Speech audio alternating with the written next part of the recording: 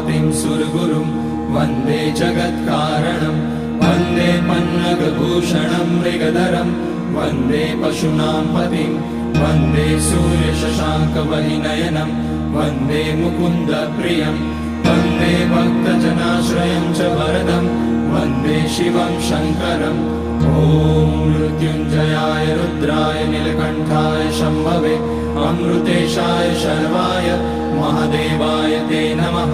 नमस्तेऽस्तु भगवन् विश्वेश्वराय महादेवाय त्र्यम्बकाय त्रिपुरान्तकाय त्रिकाग्निकालाय कालाग्निरुद्राय नीलकण्ठाय मृत्युञ्जयाय सर्वेश्वराय सदाशिवाय श्रीमान् महादेवाय नमः।